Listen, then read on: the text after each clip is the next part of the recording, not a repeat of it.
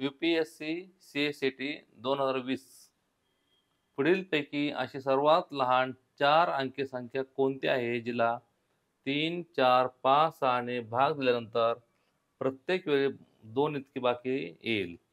पहा ह्या 4 संख्या आहेत आणि यांना 3 ने भागले, 4 ने भागले, 5 ने भागले, 6 ने भागले, तरी सुद्धा प्रत्येक वेळेस बाकी ही 2 उरले पाहिजे. आता पहा ही संख्या पहा 1012 आहे, 1022 आहे, 1122 आहे, 1222 आहे. आता शेवटी 2 अंकी संख्या कोणती आली 12 आली. ही संख्या 12 आहे की नाही, म्हणजे हिला 4 ने पूर्ण भाग बसणार आहे.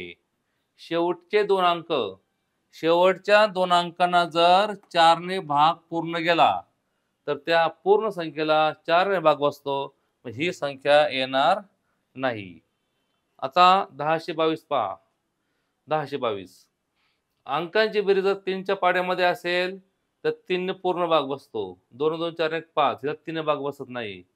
2 2 4 2 6 हिला 3 ने भाग बसणार आहे. 3 ने भाग बसण्यामुळे ही पण संख्या गेली. हिला 3 ने पूर्णपणे भाग बसणार आहे. ही संख्या हिला 3 ने पूर्ण भाग बसणार नाही. आता पहा आपण हिला भाग लावून बघू आता. 3 त्रिक 9 1 उरला, 3 चौक 12 बाकी बरोबर 2 उरली.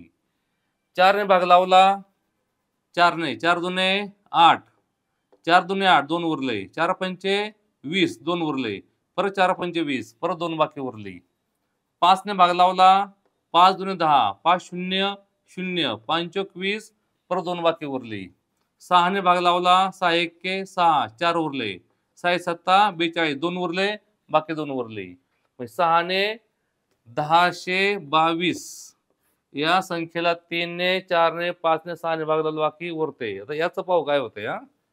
1222 पहा याला आपण 3 ने भाग लावला, 3 चौक 12 3 0 0 3 7 21 एकच बाकी उरली, त्यामुळे ही संख्या होणार नाही. मग 1022 ही एकमेव संख्या आली पहा. कोणती 1022 ही एकमेव संख्या आहे. हिला 3 ने भाग लावला तर बाकी 2 उरते, 4 ने भाग लावला तरी बाकी 2 उरते, 5 ने भाग लावला तरी बाकी 2 उरते, 6 ने भाग लावला बाकी 2 उरते. पहा 3 त्रिक 9 1 उरला, 3 चौक 12 पूर्ण भाग गेला 2 उरले. नंतर 4 ने भाग लावला, 4 दुने 8 2 उरले, 4 पंचे 20 परत 2 उरले, 4 पंचे 20 परत 2 उरले. 5 ने भाग लावला, 5 ने 5 दुने 10 पूर्ण भाग गेला, 5 0 0 5 चौक 20 2 उरले. 6 ने भाग लावला, 6 1 6 4 उरले, 6 7 42 पूर्ण भाग गेला, 2 शिल्लक राहिले. म्हणजे प्रत्येक वेळेस 2 बाकी उरते. उत्तर आले 1022. पर्याय क्रमांक बी.